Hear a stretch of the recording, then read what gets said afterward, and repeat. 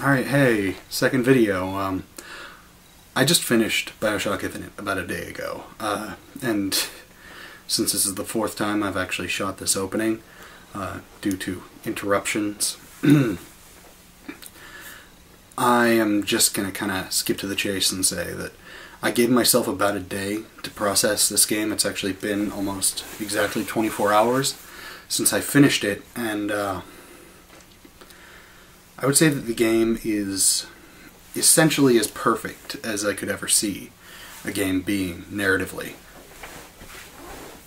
And when I say narrative, I don't mean the story of the game. I mean, yes, the story is fantastic, but I mean a narrative in a video game is the sum of its parts. It's a combination of gameplay and story and visuals and sound design and music and characterization and ambiance and just themes and everything it's trying to convey, all coming together as one cohesive whole. The game takes place in roughly the 1930s, and for those of you who are going to argue that it takes place in 1912 because the main character says it takes place in 1912, I would advise you to, first of all, play to the end if you haven't already, watch the ending, and then think about how old Comstock is, and you'll find that the game actually takes place in about the 1930s.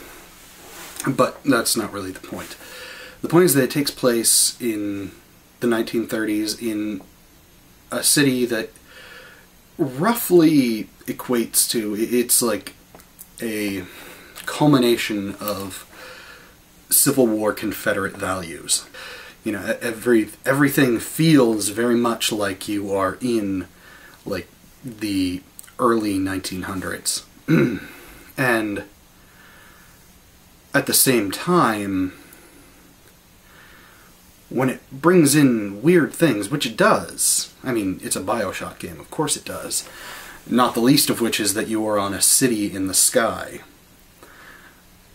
When it brings in weird things, it doesn't ever feel out of place. When there's, you know, mechanical horses that are run by electricity, it doesn't feel out of place. When there are, you know, drinks called vigors that you guzzle down that give you literal superpowers, whether it's throwing fire or lightning or summoning deadly crows to rip your enemies to pieces, it never feels out of place. When there is a gigantic biomechanical bird with artificial intelligence that chases you down in the game, it never feels out of place, even when it gets really weird.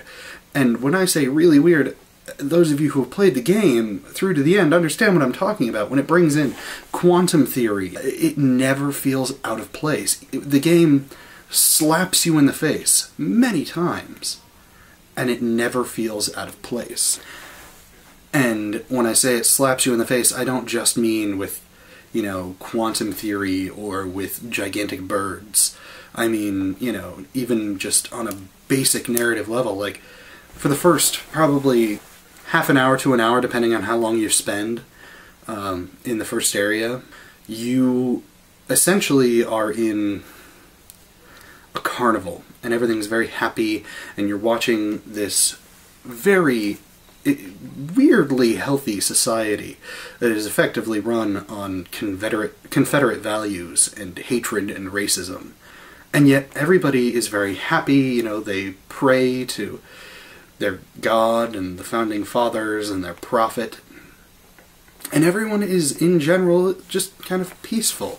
And then all of a sudden, the game just kind of, and those of you who've played understand what I'm talking about, the game just slaps you in the face with horrific violence. I mean, the kind of violence that you would expect to see in, you know, Dead Space or something equally as gruesome.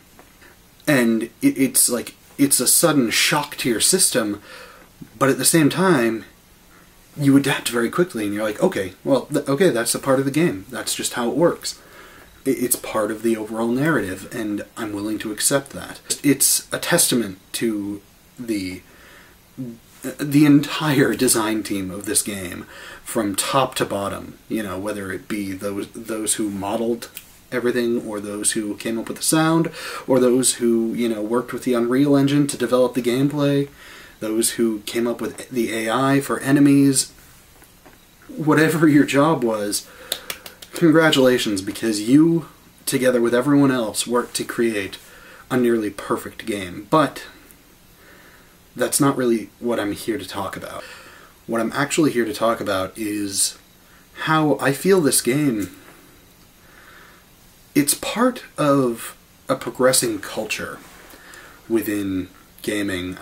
Maybe culture isn't the right word. A trend, maybe. And I think it's a fairly modern trend,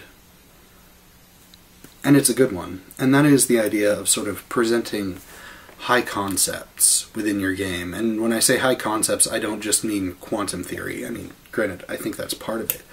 But, I mean, Bioshock Infinite talks, it deals with, you know, on a surface level, it deals with things like racism and quantum theory and blah, blah, blah, blah, blah.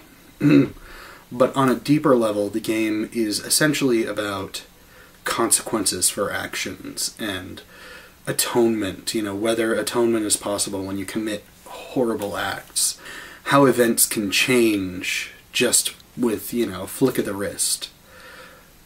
It's very much a game about atonement and sacrifice.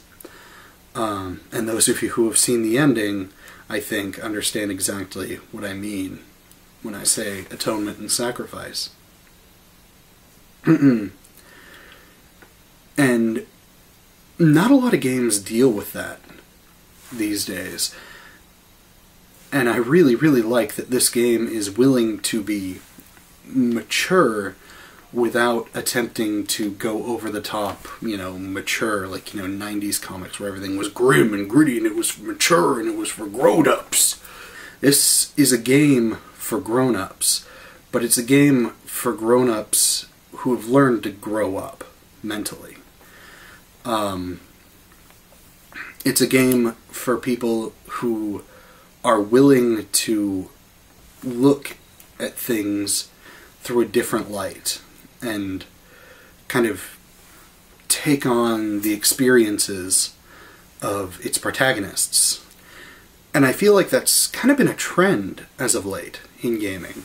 Last year, near the end of the year, we had Far Cry 3, which, beyond, you know, being a very good game, also dealt with these sort of high concept issues. It dealt with the idea of, you know, finding oneself and defining yourself, and whether you choose who you are or whether your actions make you who you are, or whether it's what other people see in you that is really who you are. And to go back even further, Journey was another one that unfortunately I never got to play, but I plan to at some point in the near future. I've got quite a stack of games that I have to get through before I can get to it, but it's another game that, you know, from everything I've read and everything I've seen, it's about something. It has very high concept themes. And Spec Ops: The Line was another one from 2012 that people were just raving over, how the game wasn't necessarily a, you know, mechanically it wasn't the greatest in the world, but the overall narrative and the story it told and the themes that it put forth on war and, you know, what it really means to be a soldier and things like that, on what it means to be a human, on, you know, who is the villain and who is the hero, and how does this all fit together, all of that together. It presented those in a light that had never been seen before, and in a genre that had never been seen before, you know. It was a modern military shooter, and most of those are, well, Call of Duty or Medal of Honor. This idea of creating these more mature, adult-oriented games with very sort of high-concept themes, I think it's very intriguing. And I'm very happy to see it. I mean, it's a lot like, you know, it's a lot like creating movies that are very sort of high concept, movies that put forth these themes, you know, and I don't think that, you know, all games should be like this, because as much as I love Bioshock Infinite, as much as I love Far Cry 3, I still love, you know, I still love my spectacle games like God of War or Bayonetta. I still love my, you know, tactical skill-based games like XCOM. I still love my, you know, crappy exploitation games, Lollipop Chainsaw, or, you know, No More Heroes, or really anything Suda51 has done. I think the whole point behind this is that just, I'm very glad to see this happening. I'm very glad to see these mature without being immature, if you understand what I'm saying. Games